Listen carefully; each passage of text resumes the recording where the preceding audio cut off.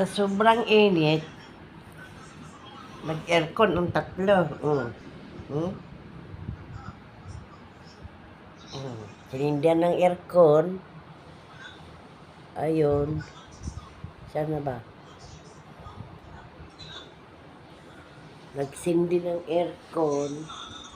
Tsaka electric fan. Hindi, parang hindi na kayanan ng aircon. Ang init. Di ba yun? Kaya ayun, sinindihan. Oh. Ang mga alaga, ayan, mga tulog, ang mga alaga, ayun. Ayan, oh, tulog, oh. Ano, day? Ayos ka lang, day?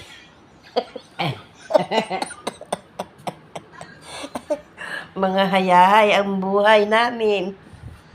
Ayun, yung isa tulog na. wala nang pakialam sa mundo. Nakatulog. Sa sarap ng buhay.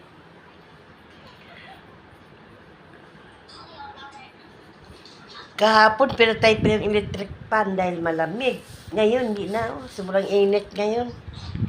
Dalawa ng electric fan ang nabakwas. Tatlo pa nga eh. Ayun, oh. Oh, isa. Yan, dalawa, tatlo. Mainit, pang aircon. Hindi, saan ka pa? Sarap buhay. Oh, sige na, matutulog na kami.